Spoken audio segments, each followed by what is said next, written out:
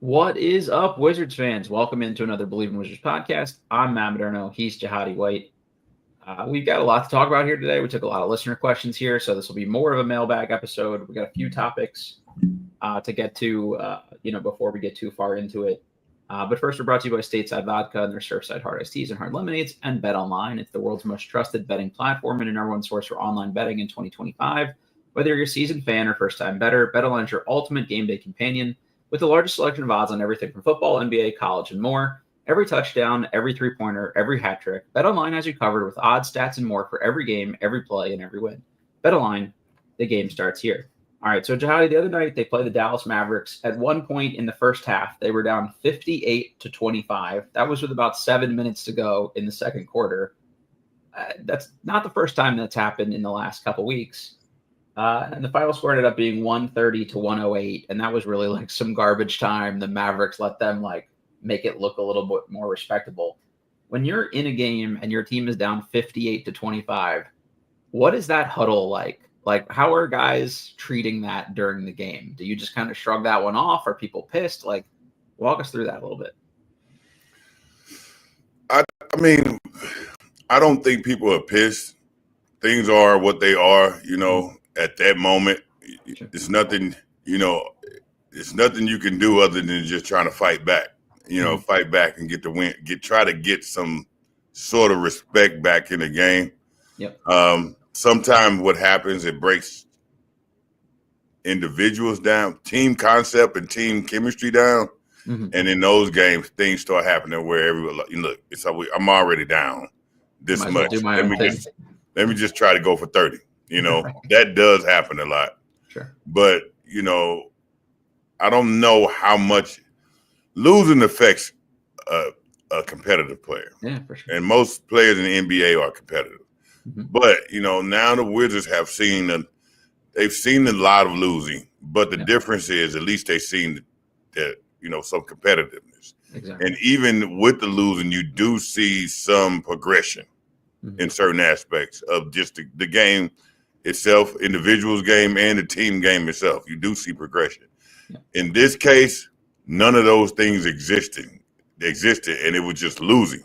Mm-hmm. So when that happens, it makes the season very long. But a lot of players, if a lot of teams just kind of going through a bad season. Mm-hmm. To when February gets close and they could count down those days till All-Star, to that break, you see them kind of already in mental vacation mode before then. So this may be one of those situations where they were already, mentally in Cancun. That was actually the first thought I had because I turned in about, I don't know, halfway through the first quarter. I was late coming home from something, and I was like, oh, okay. This is going to be one of those nights. Like, maybe we're just we're packing it in for the next couple weeks here. So I don't know. We'll see how they respond. I think, like you said, that happens kind of in the doldrums of winter here. It's on their veterans and it's on Brian Keefe and his staff to make sure that they don't kind of just go on early vacation here. So I'm curious to see how they respond in the next one. Does this team have you said, most players are competitive. I think some maybe more than others. Does this team have a competitiveness deficit? Should that be a focal point? You've seen a Cooper Flagg in person, right? He's clapping in people's face, MF-ing people. Should more than just talent and things like that factor into what they do with this draft? Do they need to draft a competitive guy for a competitiveness infusion here? You have to. Every team needs that competitive guy. Mm-hmm. No matter who,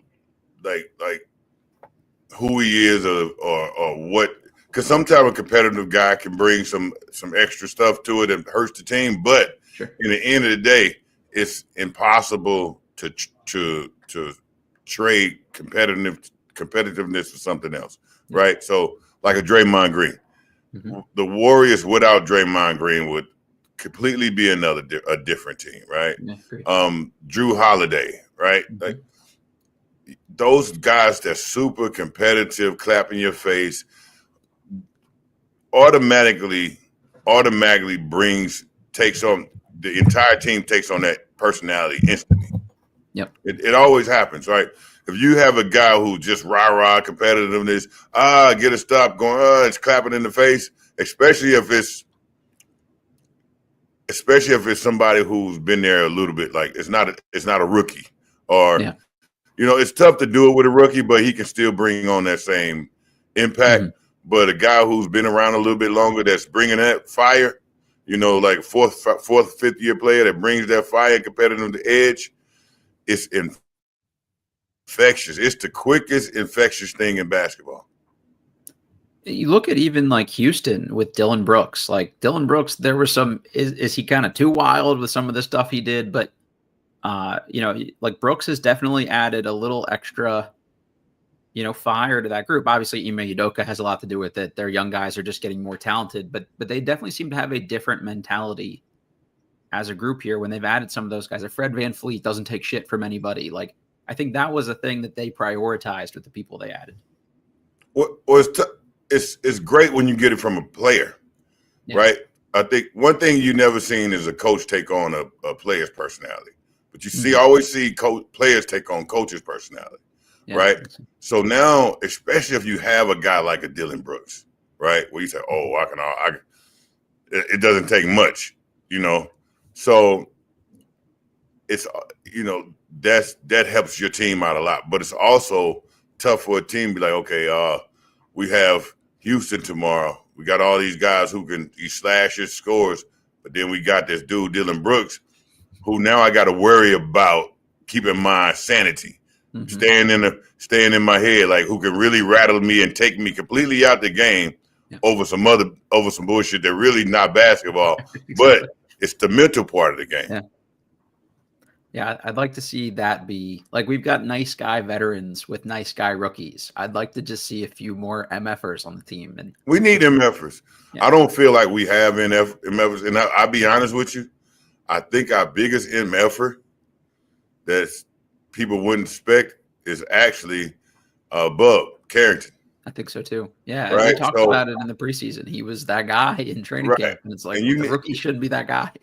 Well, not only the rookie shouldn't be that guy, the point guard shouldn't be that guy. Okay, you want him to be the calm, sort of like measured, set everybody up kind of. You need like a 3 or 4 to be that guy. I feel like because we've seen point guards be that guy.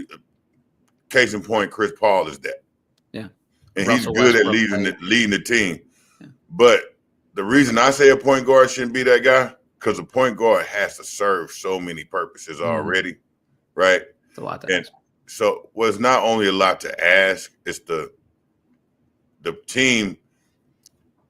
That point guard can turn off a lot of guys just as much. He's already in everybody. He's the quarterback. He's already talking to everybody, telling everybody what to go, doing things, right? So now you need another guy, right, that the point guard is him and that point guard is really together that really helps that point guard and works things out, but also is the enforcer. Yeah, I like that. No, prime example, Steph and Draymond, right? You can't, they're inseparable. You can't separate them. And Steph is a point guard. He's the floor general. Draymond is the enforcer. Yep. So I think if we can have, a situation like that, it'd be good.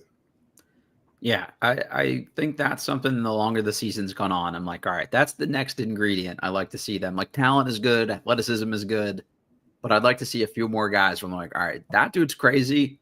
I don't want to match up with him. And I don't think teams think that all that often. We have seen some positive signs, like you said, from some of the young guys here, especially, and the league has rewarded them with some recognition. Bilal Coulibaly, Alex Sarr, and Bub Carrington were all selected for the 2025 Rising Stars Challenge, rookie sophomore game, whatever you want to call it. Not really surprised to see those 3 names in there, but it is just nice to kind of get that validation that, like, all right, these guys are taking steps in the right direction, and other people around the league see it too. I think it's great for those guys, and I think it's deserving. I do think it's deserving, and I think it's great for those guys to be able to accept that, the all-star position for that rookie game. What is it, the rookie challenge? Yeah, Rising Stars Challenge. Rising Stars Challenge, right? And it's great for they to be recognized because if I'm not mistaken, I haven't, did the research, but I think other than Houston, aren't we probably the youngest team out there as far as starters wise? Yeah, for sure. I mean, the Wizards had a lineup earlier this season that was younger than the Kansas Jayhawks. So it's like, Yeah. Even Poole, when he was like the old starter at 25, it's pretty impressive. Yeah. So, I mean, I think that's impressive that we are that young, which is, really also good to see for the future. Yeah.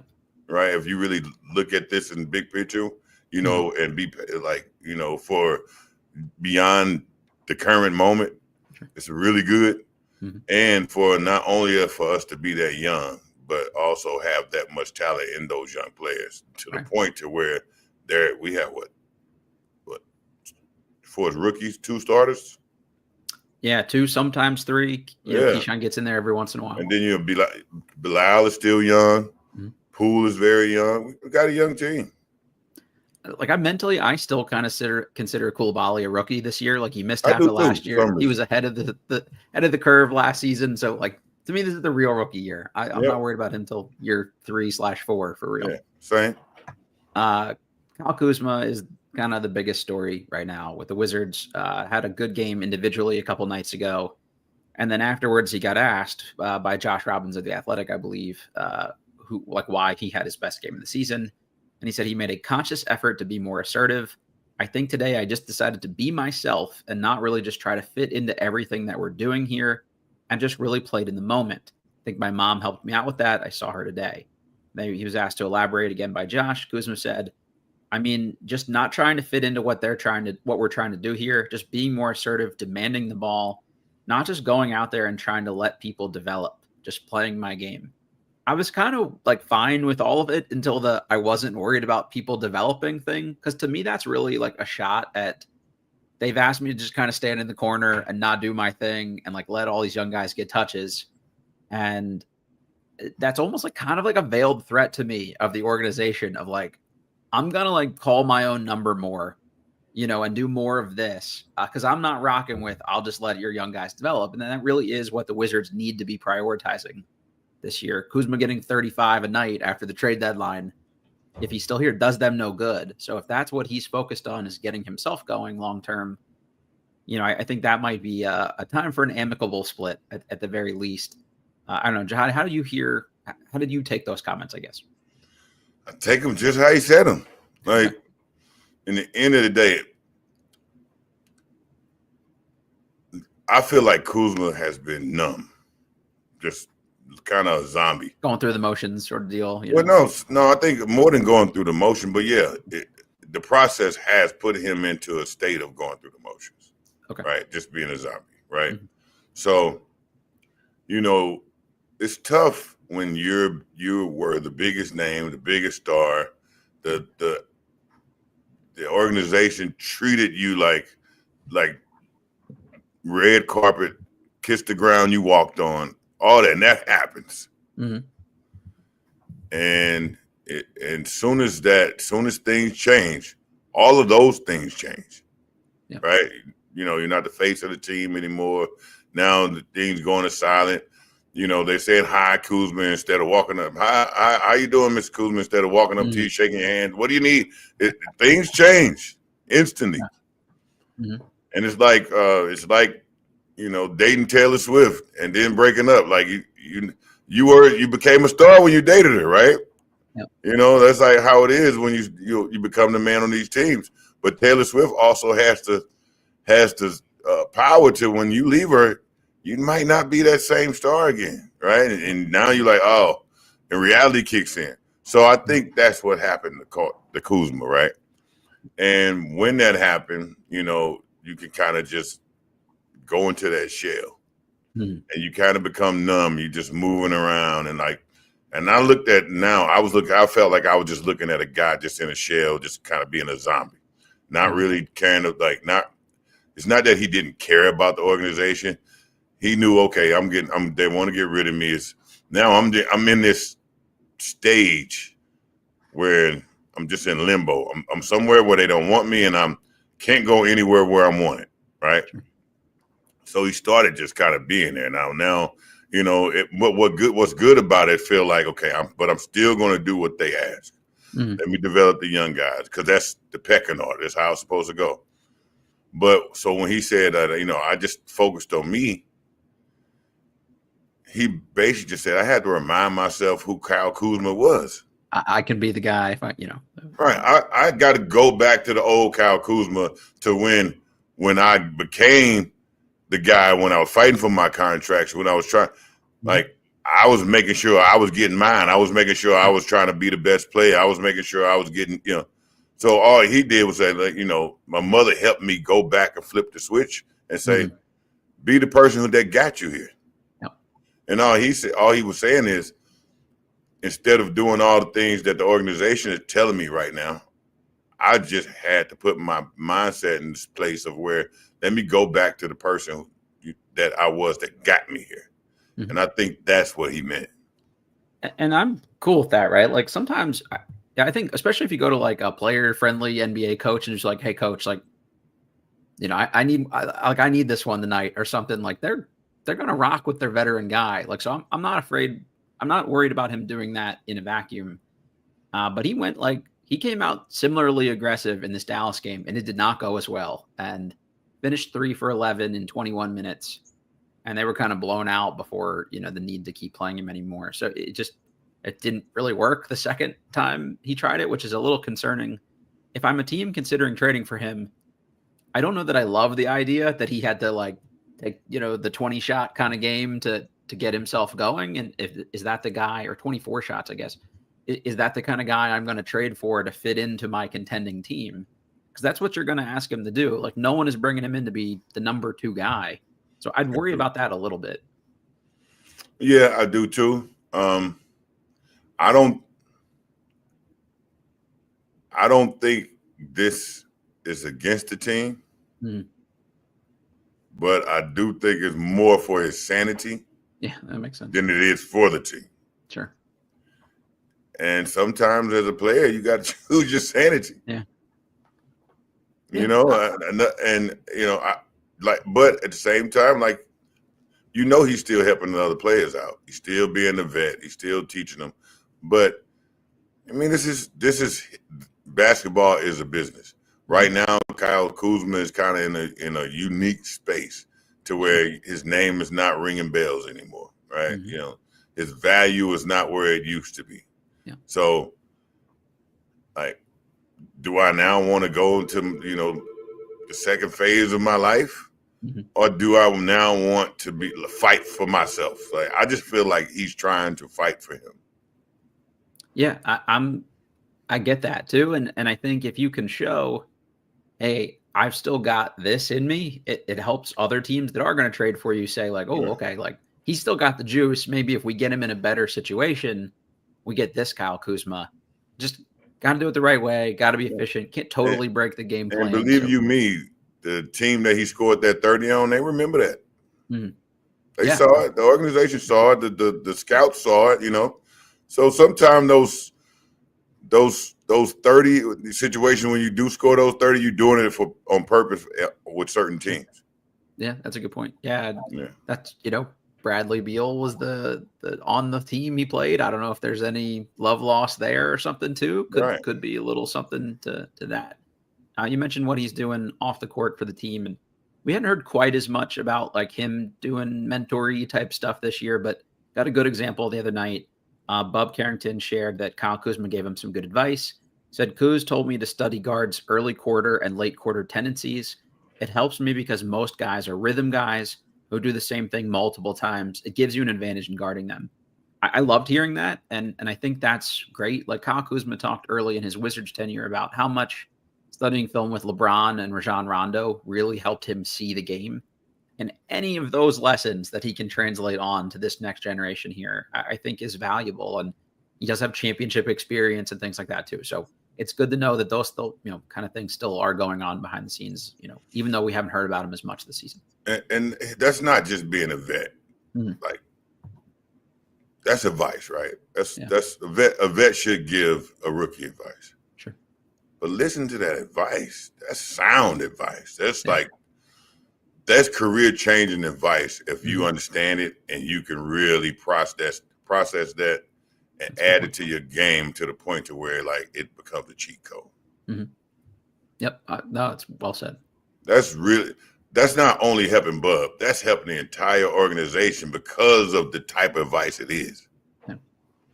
Yeah, like traditional vet advice, like, hey, Rook, go watch more film. But like what you should be watching for, when you should be watching for it, like that's the next level kind of stuff. Watching the rhythm, the patterns of your game, right?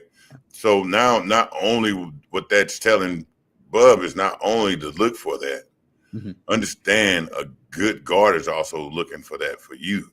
Yeah. That's so now, okay, so now I got to adjust my rhythms and patterns, right? So think about how far that advice can go. Yeah. No, that's a great point. I hadn't thought about the inverse too, but yeah, I always think the best thing you can do on an athletic field is make people do things they don't want to do and vice versa. So that's really smart. All right, let's just get into the fan questions here. We got a bunch of them, so we'll just kind of answer these all pretty short, quick ones, and then see where we end up time-wise. Gaboshin asks, should the team trade vets by the deadline, even if the returns are low, or should the front office wait for better offers on draft night or in the summer? Specifically, should the Wizards trade Kuzma now for anything less than a first-round pick or a good young prospect? Or should the Wizards trade Valanciunas for a couple low second-round picks and expiring salary? Would you be so in a hurry to trade them now just to get something that you'd take less than what you think you could get for them later? So it's not that I'd be such in a hurry to trade them now, but I also don't want to keep losing value in my top player. I want them. So I don't want to get nothing for it. I don't want to receive nothing for the Tyus Jones hold on too long kind of thing. Because I mean we've been seeing that process. Yep, I agree. Excuse me. Their quality, they're high enough. They're high caliber enough players to get something from them, right? So right now they're really the only cards we hold. That's true. Right. So I'm not going to start playing with the only two cards I truly hold. Now, am I going to hold them too long to the point to where I may not get anything at all? No.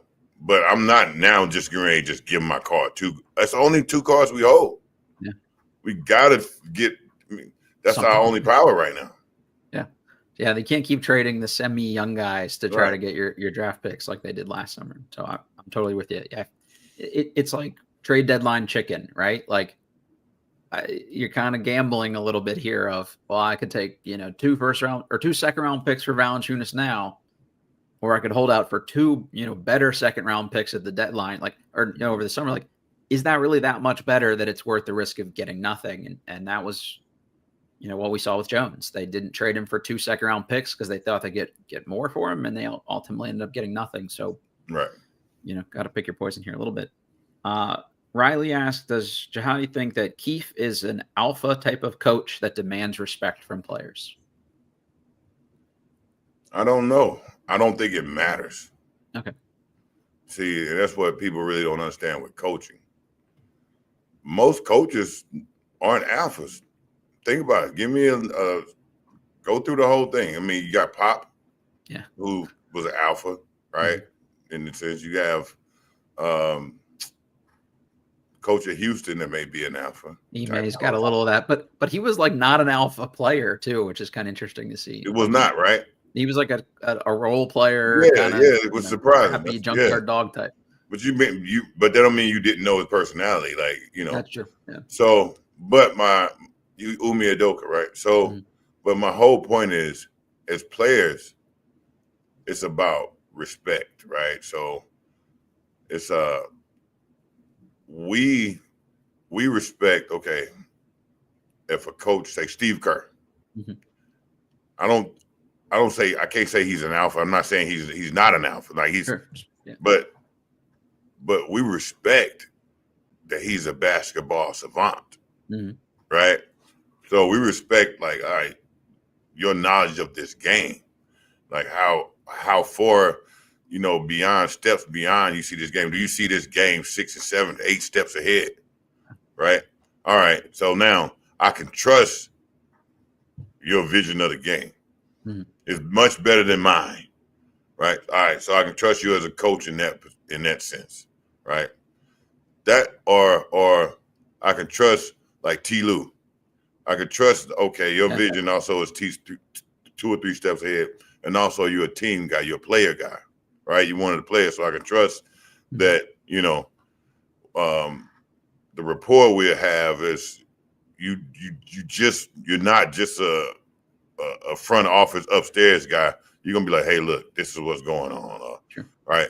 Those type of things, because everybody's an alpha kind of in the league in a sense. Everybody a grown. In the end of the day, you're a grown ass man at some point. Yeah. Just because a coach being an alpha is not going to change things. Mm-hmm. Like if Pop didn't have all those rings, right, and understood basketball, it didn't matter how tough he was. Right. You're not getting away with that. The stuff. You're not getting away with it. Same with Spoelstra, like that. Same with Spoelstra, right? You know what I'm saying?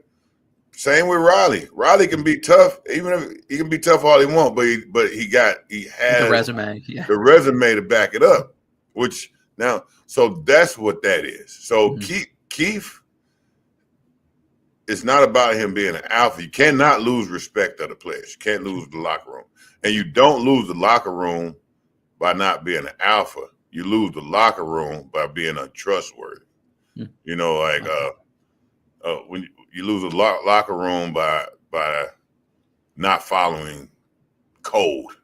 Let me call you to my room. Hey, going behind players' backs or being slippery and slimy leaking and sleazy, stuff to the media, stuff to the media. That right there makes you lose the locker room or whining a lot. Sure. You know what I'm saying? Because that's just not being a man. But it's for the players' mind. But he doesn't have to be in like a silverback gorilla to coach this team, because that don't even matter. You got to be a genius. Let me see if you're a genius. Right. Okay. He does know what he's talking about. Oh, that's him. Wow, I never thought about that. How did just okay? You know what? Okay, coach. You know this game through and through. That's the big thing for me. Show them that you know what you're talking about. Give one of these guys a nugget that they can go put on the court, and when it works for them, they're going to turn to you and go, "Oh, okay, right. Coach knows what's up. Like I'm rocking with him." I think that's the most important thing. Especially your point. If your point feels like he knows better than you, that's trouble. Yeah. You know what I'm saying? And Jordan Poole has said a lot of very complimentary things about Brian Keefe, and I think he earned his trust last year by continuing to rock with him. And I think that was the. Once you earn the trust of your point, you really earn the trust of your team. That's a great point. I didn't think of that.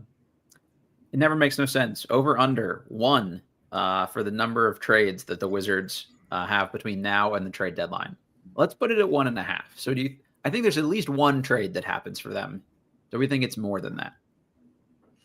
I think we're going to get one good trade. Okay. It's going to be, not something probably that's world changing. Multiple guys may go out, kind of thing. Yeah, but I feel like this is the time that they have to strike. Yeah, I agree. Sean says, will we still be in pure tank mode next year? Is there a glimmer of hope towards getting over the hump based on this draft? No. We will be 100% be in tank mode next year. They may not manage it as tightly where they try to be historically bad, but whoever they draft this year isn't immediately vaulting them into competitive range. We've seen that with Wembanyama. Like he's only done. The Spurs are clearly a lot better, but they're not suddenly a contender in year 2 here. So we can't expect that from whoever they draft. And the next year's draft, 2026, there's some good dudes in that draft too. So I think they're going to want to be bad at least through that draft. And then they've cleared the books a little bit salary cap wise. And then maybe you start to see them add some pieces and start to do the OKC thing where like, maybe we're not trying to contend, but we're going to want to show growth and positive direction at that point. Yeah. It's still a process. And that's the thing is they said be patient. Patient and being patient is tough, especially when you have these long seasons. A lot of games to be bad, yeah. But what can you do? Do we have the talent now to be better than we are? Yeah, I think we already have the talent to be better than what our record says. So if we add some more good pieces on there, I feel like we should be better than what we are still even right now. Yeah, but it's a business.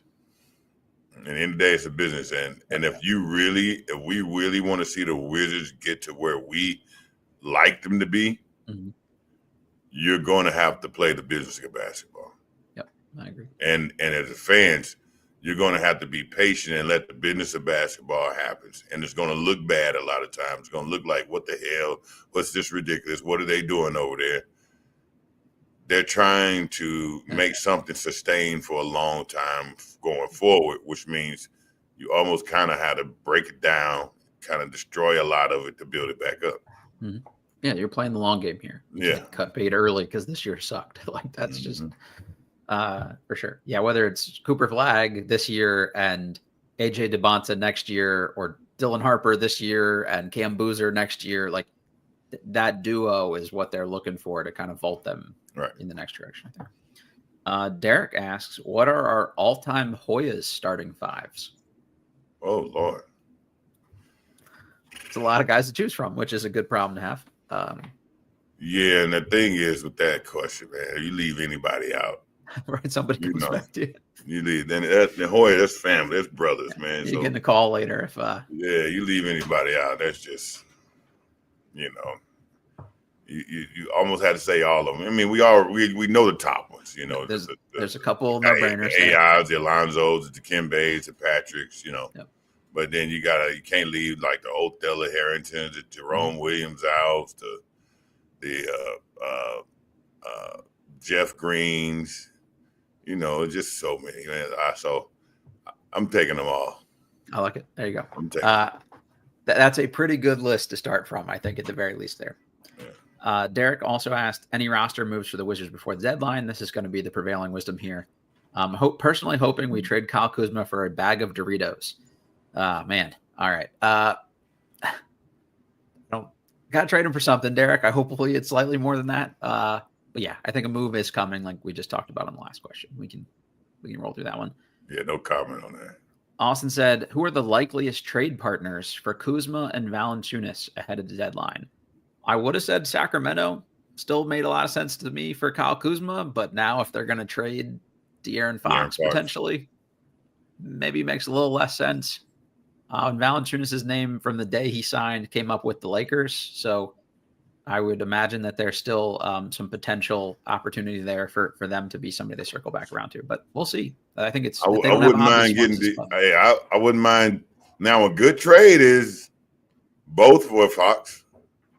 I don't know how the money will. I don't know how that would line up or what moves, but I would do that. Those two guys and some picks out for Fox. Yeah, I don't know if Fox would do that because I don't think Fox wants to. Rebuild. Yeah. Go to a rebuild, but that'd be because now, we do that, and now we can put some pieces around that. Yeah, Fox and Poole. I like it. I think they're a year or two away from making that kind of move, but I do see this team trying to do something like that down the road. Is not just draft guys, but also go like big fish hunting.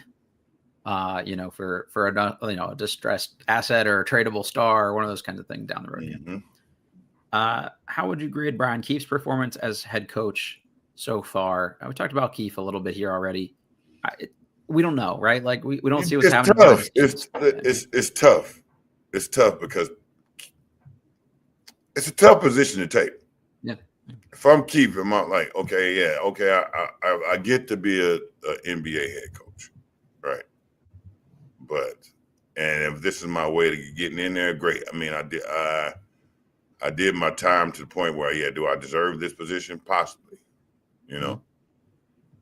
I got to get my foot in the door. But it's tough because in the end of the day, it's the word coming down from somewhere, being like, hey, we need to, be contenders to get some players next year.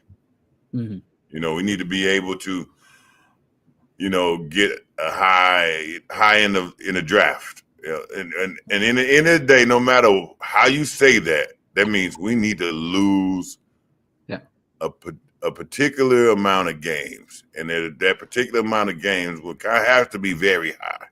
Mm-hmm. So as a coach, what do you do? They looked right? at him and basically now, said, now the players know. Now the players know also that's the call that's coming from upstairs, right? So, all right, coach, I know you know. So now you want to show that you can coach the team. You want to show that I can make the players better. You want to show all these things to be able to stick around when things change around. But at the same time, it's the business of basketball. I just keep saying it. Mm-hmm. You know, it's a reality situation. So you can't really grade them because you don't know, you know, what his potential still may be. Mm-hmm. Yeah, for the front office, they're seeing practices and behind the scenes things. If they feel like the young guys are taking in the message that he's delivering, they're going to grade him well, and he's going to be here for the next couple of years. I don't see a lot of guys going against him. You could tell when it's friction. Right. Yeah. Nobody's breaking the game plan on a regular basis. You could just tell with guys coming in, you know, they're upset, and you don't see a lot of friction over there. Yeah. And friction comes from a lot of different personalities that's clashing with the coach. Mm-hmm. So to me, that I don't see a lot of friction when you're losing, when you have to deal with a situation like this. That's when a lot of friction happens, right? And the fact that I don't see a lot of friction, and the coaches, you know, the players are still in tune with the coach. They talk to him. He bring him over. It lets me know that they like him, and they respect him, and they respect his mind as a coach. Yeah, I agree. Right. So, you know, if I had to grade just on that alone, you know, you get a C, because it's tough to hold a team together when you're losing a lot. Mm-hmm.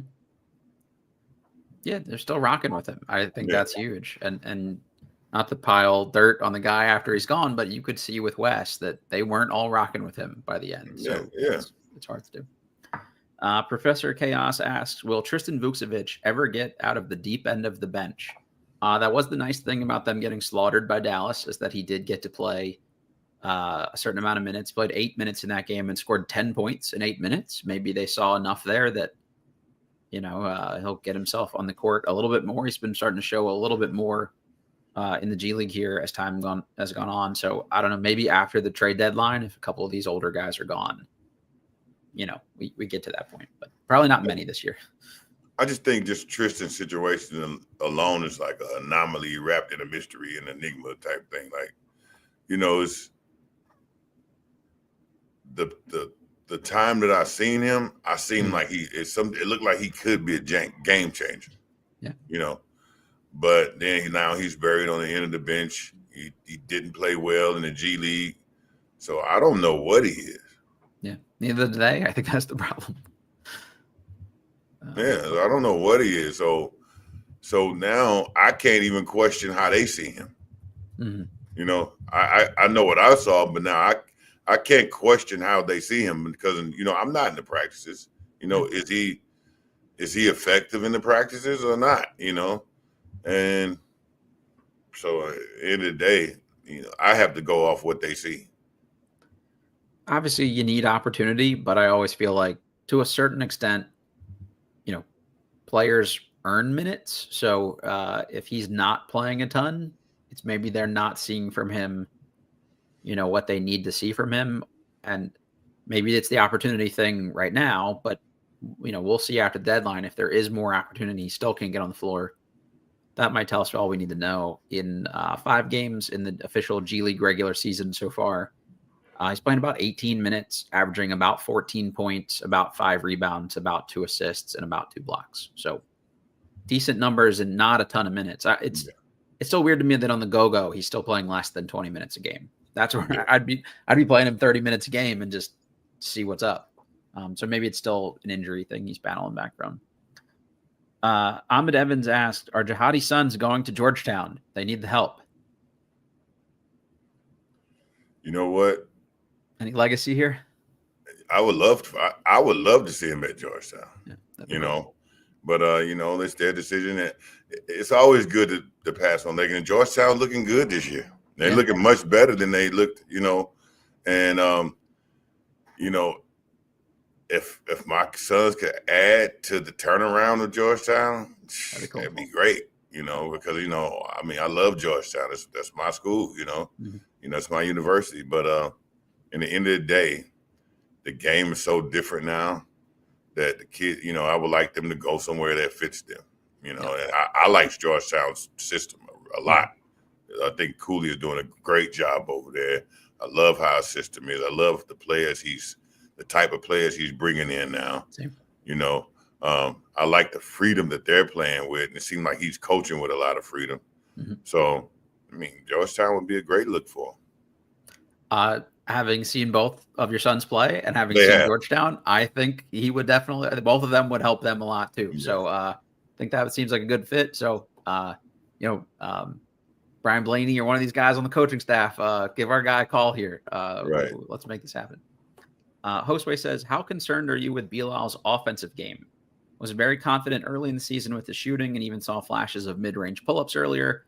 Now it seems like anything besides a straight line drive is a big struggle for him so far. I'll be honest with you. I am concerned with it. Same. He has to have it. For him to grow in this game and to be the type with his body type and the type of player that he needs to be, he has to have an offensive game. Yeah. I know he's working on it. You can tell he doesn't trust the work he put in yet. Mm-hmm. But to me, I would just spend, even with the organization, I would spend the entire summer making him into an offensive player, forcing, and it's not all about just a trainer showing him how to be an offensive player. It's a mindset. I just feel like Coulibaly never had the mindset to be an offensive. He's more of a natural deferrer, not in a bad way. Sure. But he's a natural deferrer. So he's saying, my entire point in this game is to get in a certain position to see who's open and make sure I can, give someone else the ball. So that's the complete opposite mindset of say, hey, I need you to hold on to the ball and create and get us two. So, so before you can change his game, you can change everything else. Yep. You literally have to change him now from being more of a giver and start being a taker, which is that's a dog mentality. Yep. Yeah, I think that's one of the interesting things about just sort of like the model of development he grew up in. It's obviously really great for understanding the game, fitting in, playing team basketball. But, when you're a young guy on team with adult men, there aren't many of those dudes that say, like, give me the ball and I'm going to be the guy. So it's like you said, you got to rewire him to be like, no, we want you to take over here. Like, this is a good thing for us. And if it messes up the game for a few minutes here or there, like, it's good in the long run. Like, get those reps in now. Well, you could tell he's a guy who doesn't like mistakes. Yeah. Or he's playing safe. Yeah. He doesn't like mistakes. A turnover, you can tell, it just bothers the hell out of him. Mm-hmm. Right. So before he would make, and you have to make mistakes for you to be able to get on the other side of what they're trying to get you to do. For sure. But he's a guy who likes to play solid. He's a guy who thinks about possessions to me. Yeah. Right. We need these possessions. I don't want to be the one who makes us lose a possession. Possessions are very important to me and very important to our team. Mm-hmm. So if he gets in a position to where he's saying, this is possibly a mistake, possibly not, I won't do it. Yeah. And so that's a tough part for you. You're going to have to make the mistakes. There are certain guys, especially pre-draft in the college environment, it's like, oh, this guy's got really high turnovers. I'd be worried about that. Like Kasparas Yakatonis for Illinois. I don't care if he throws 3 turnovers a game, especially as a guy with the ball as much as he has it, because you're trying to make a play. You're trying to, this is the time to experiment, to learn those things, especially, for a freshman or a rookie, whatever the case may be. Like, I'm willing to live with them playing through mistakes at this point. I'd rather see the mistakes than, being afraid to do anything. Right. Yeah, I agree. Roy asked, how has the season unfolded relative to your expectations on opening night? So I think as fans, they warned us, hey, you got to rock it. You got to ride with it. It's going to be a tough, choppy year. It's a rebuilding process. But as fans, we heard it. It's different when you see it, though, right? We heard it, but it's different when you see it. Yeah. Right? Because no matter how much you say, okay, well, this is what's going to happen. Like this, you're not going to predict this many losses and the amount of wins we have. Our current record. So as fans, you're like, yeah, I heard it, but I'm still disappointed. Yep. Right? But because we're unrealistic. Right? So in the end of the day, like, if you could be as realistic as what they said, you say, okay, I'm being patient. You wouldn't be happy, but you'd be fine being patient. But that's impossible. Yeah. So no one could really match at the beginning of the year and understand, okay, I know the record is going to be exactly what it is now. I'm okay with it. Mm-hmm. So it's not realistic. So because fans aren't realistic. Yep. Yeah, we knew it'd be bad. There are some nights where it's so bad where I'm like, I thought I was ready for this, but like the Dallas game or the Thunder game, I was not ready for those. So I wasn't either. Yeah, hopefully there aren't too many more of those. Let's see. Al's got a couple questions here. I think we've touched on some of them, so we'll just pick one. He says, are we expecting to also be this bad next season? Well, we talked about that. Yes. Last one here. We're not expecting to be this bad, but we're going to be bad. We're going to be bad. I think we'll have a lot of losses. I'm not expecting this many. I hope not. I want to see some signs of life and improvement, or at least if we're losing, I want them to all be close and we're pushing the big, better teams a little bit more and stuff like that too. You're going to see growth at least. Yeah. Al says, let's say we get picks 3 through 5. Who would you take? A pick between 3 and 5. So presumably Cooper Flagg and Dylan Harper off the board here. I don't know, Jahad, have you seen much of Ace Bailey on the circuit or anything? Some, not much, but yeah. Okay. That's probably like the top name there. You've got VJ Edgecombe for Baylor starting to play a little better. Right. Kasparis Yakachonis, we mentioned, for Illinois is probably in that mix. Igor Demon for BYU. I don't know. I trust this front office to say who the next available talented guy is and rock with that. Yeah, me too. And who fits. But now I don't even know if it's about fit right now. Mm-hmm. Oh, yeah, I agree. Just grab some talent and, like you said, maybe somebody with some edge to them. Let's grab some talent and some edge, and and then now we can figure out what pieces we want to stick, that we want to let stick. Yep, agreed. And who do we want to build around? You still have to have somebody to build around. Yeah, who's that guy? Yeah, I don't know that they have that guy yet, so maybe they get that guy in this draft, and that'd be great. Kevin Broom says, what would be some ways to package Wizards veterans in a trade to maximize draft equity? As in, would a team be more likely to give up a first-round pick if Valanciunas and Kuzma both went over than they would for either Valanciunas or Kuzma alone? I would think that packaging those guys up is probably a better way to get where you want to get. Maybe 3 seconds turns into a first-round pick if they get 2 guys out of it. The problem is, what team has the salary matching to take Kuzma's $19 million and Valanciunas is $10 million, or Brogdon's, $30 million and Valanciunas is $10 million? Like, that's where it starts to get a little dicey. So whatever player they're trading back probably makes a lot of money and has a lot of years left. And that's where I'd start to get a little hesitant if I'm the Wizards. I just wouldn't want to lock us up with bad money for too long. The next 2 years, like, who cares? But I do think that's the way to do it, though, is see a team that needs just veteran help, and we can give you 2 guys right now. Yeah, I think that's the best way to do it, is package them up. But that's a 4 and a 5. Yeah, right. So we could lean in the front court quick. Yeah. So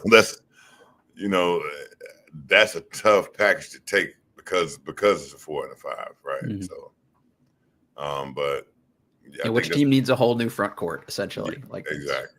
Exactly. But I think that's the best way to do it, to package them up. Yep. Makes sense. What might they get if they trade Jordan Poole at the deadline? Also from Kevin. I think somebody would give them a first-round pick, whether it's Denver or Orlando or somebody. I don't know that they're going to be in a hurry to do that, but I'm sure they'd kind of listen if somebody called and just hear it out at least. I think Jordan Poole at this point has a lot of trade value. Probably most on the team, right? I think Golden State would probably fight back for Jordan Poole if they could. You think they can?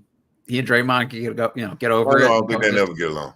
But in the end of the day, that type of player would help. The type of player that Jordan Poole is exactly what Golden State is missing now. So now you realize I just gave away exactly what we need now, right? So Draymond may not have a lot to say, and hey, look, but that's why I feel like Georgia, and the fact that Golden State needs a Jordan Poole back now, then guaranteed that his value is high because everybody would need that. A lot of teams would need that type of player. Yeah, I think so too. Which credit to him. I think last year at this time we were talking about him being untradeable. Oh, Lord. Getting the most value back on the team is a turnaround. A similar question, perfect timing here. Ace of Stripe, shout out him in the chat here as well. Is Poole our greatest asset now of the vets, given he was the least mentioned in All-Star talks? He was at least mentioned in All-Star talks. Yes. Yeah, for sure. Yes, he is. Yes, by good. 100%. Yep. Ed DC, how would you assess the risk of going into a major tank this season to get the top draft pick? Are the Wizards rolling the bones to get Flagg? Probably, but it looks like a big drop off between the top pick and the others. And just kind of lists out some of the other, options kind of in that thing. I don't think it's all in for Flagg. I like the top 5 in this draft personally. So if you ended up 4, I think anybody you get at 4, I probably like more than anybody, maybe including Sarr from last year's draft, but everyone else other than Sarr for sure. Any team that's trying to lose as many games as possible are in the Flagg sweepstakes. Right. That's the prize. Let's be real. Yeah. Let's not play with it. Sure. The Wizards want Flagg just as much as all the other teams want Flagg. And if they're able to get him, they're going to fight to get him. Mm-hmm. Yeah. If we have to settle for one of these other guys, I'm not mad at that compared to some other years, but for sure. I think that's the piece. Let's see. Noah Nepo, I don't know if I said that wrong. Apologies if I did. Do people still feel like the Wizards won the Avdija trade? They could still pan out, but there's no way Portland would take that trade back right now. This is coming on the heels of Denny Avdija having a particularly big night. He started the season really slow for Portland. I think struggled to kind of, to fit in there. But over the last couple games, last night against Milwaukee, he had 30 points, 9 rebounds, 2 assists.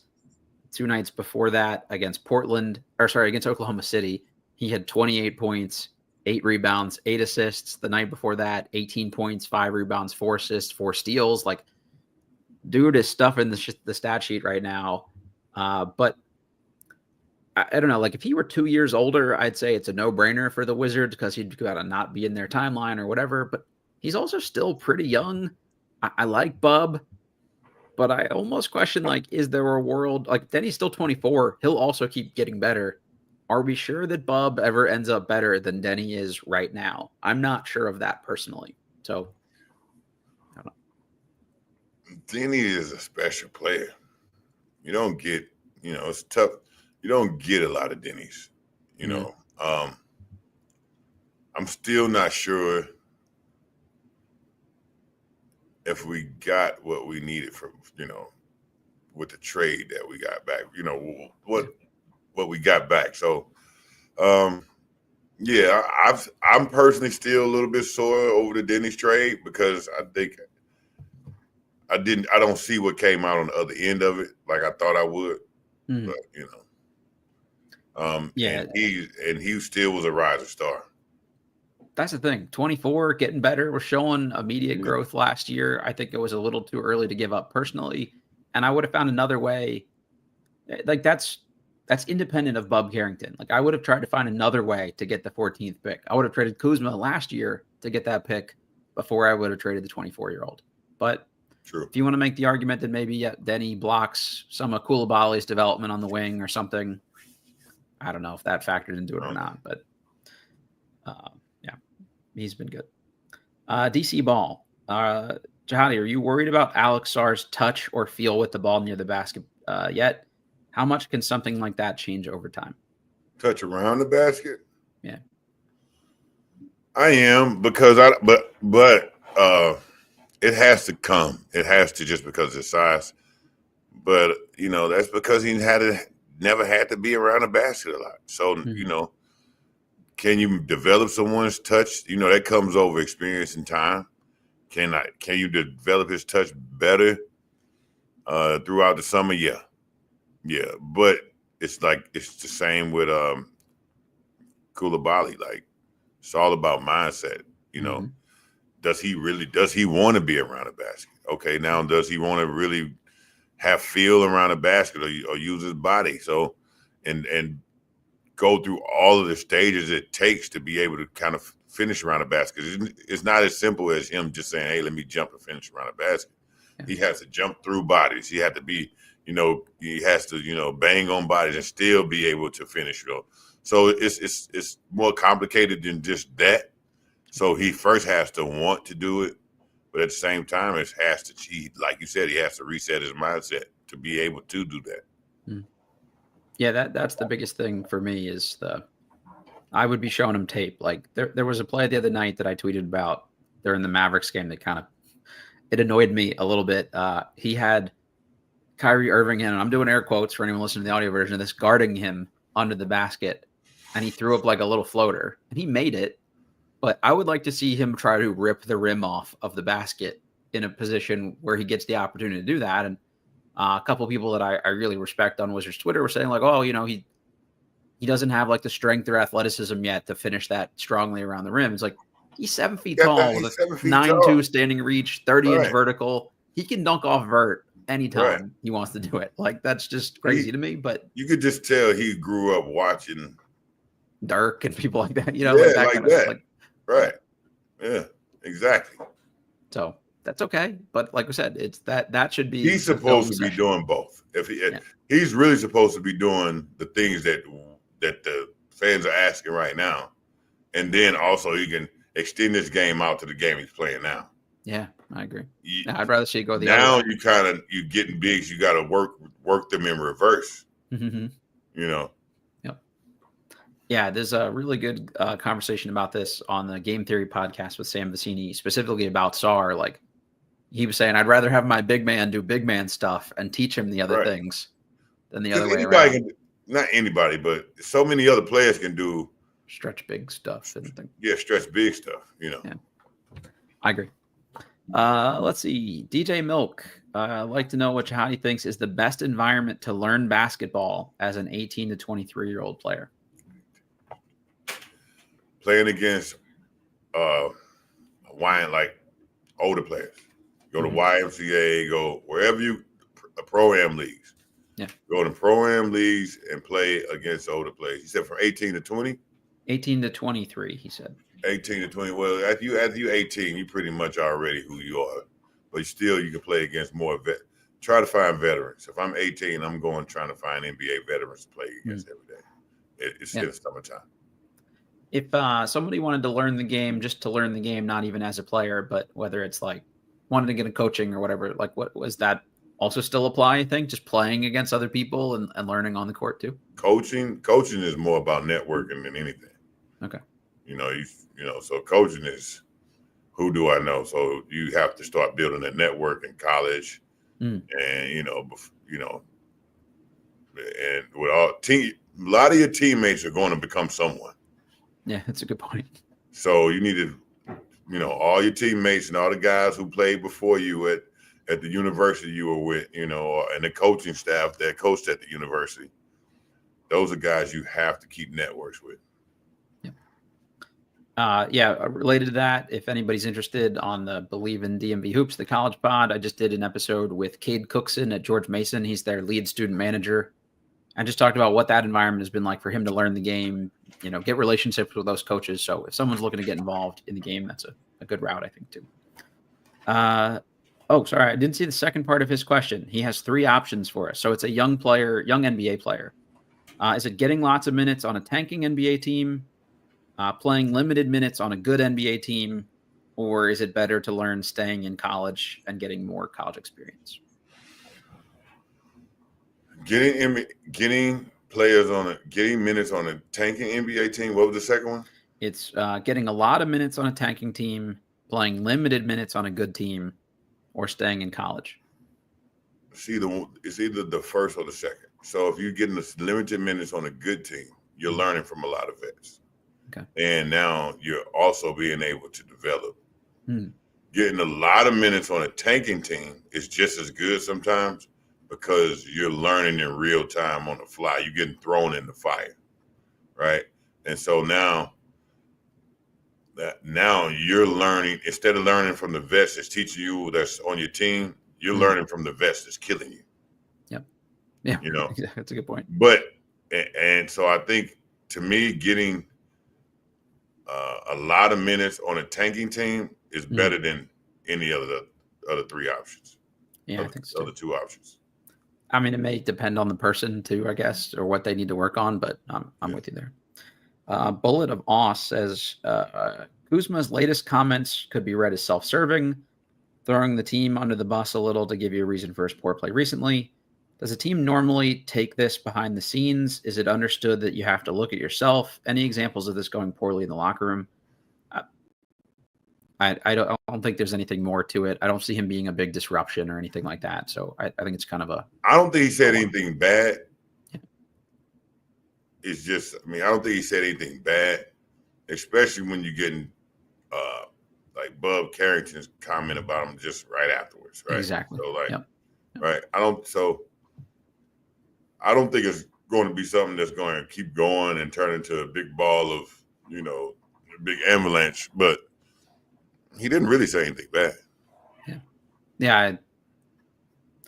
It's depends on how you look at it. It's fine. Like, we'll monitor it. He may not be here in a week. So how did the 30 points affect us in a bad way? We still lost. We lost anyway. Right. We probably will lose anyway at this game, right? Yeah. Put it all in perspective. We can, they want him gone anyway. Exactly. What do you say? If he's here after the trade dedeadline and still doing that, if you look at it from his perspective, he didn't say anything bad. No, he's being honest. I'm just trying to play. I want to play. I'm a basketball player. Yep. I'm trying to play basketball the best of my abilities and enjoy the game again. If it had been screw them and their plans moving forward, I'm gonna do me no matter what. Like, first of all, no one would say that, but that would be bad. But right. Yeah, it's a non-issue, hopefully. But he didn't really have to say. There's certain things he didn't have to say. Yeah, I could have let that one go. That he, seemed like he said that some things he said on purpose. Yep. But I think that was a nice, subtle reminder that I am willing to be moved. I'm gonna do me. Here. I'm gonna do me till I'm out of here. Exactly. Right. Alon Rose says, lately it seems like the Wizards have at least a real all-star potential that started to unlock value to be built around him, but he's playing for the Blazers. All right, another Denny comment. Sorry, didn't read that one out. Yeah, tough. Good for Denny. We're happy. We'll wish him well. Appreciate his years of service to the Wizards. Absolutely. Last one, Jack asks, do you think JP, Jordan Poole, is a part of the future or will get moved? Part of what? Part of the future, or he eventually gets moved? I will keep him. I will keep him, and I get another killer, and we have a duo, and then I'll just build around those two. Yeah, no argument there. I think let's say you draft somebody where their skill sets overlap too much, and they, and that person's better. I try to get a Jason Tatum, Jaden Brown type of situation. Yeah, I'm cool with that. Yeah, we'll take all the talent we can get at this point and figure it out down the road. Yeah. All right, we hit all the questions here in the chat. Thank you everybody for doing that. Figured that was a more fun way than us trying to find something to talk about given what they've been doing on the court, rather just see what you all want us to talk about. So thanks for the great response there. Jahadi, any parting thoughts or anything? No, it was good. It was good. We should do that many more times. Yeah, for sure. Well, hopefully next episode will be right around the trade deadline here. So we got some stuff to talk about for that one. But, feel free to send in questions throughout, whether it's a formal mailbag or not. We'll always get to as many of them as we can. I didn't get to as many in the chat in real time here, so hopefully we addressed your questions, but hit me up if we didn't on the side, and I'll add them onto the list for next time. As always, this was Believe in Wizards. We're presented by betonline.ag, and we will catch you all next time.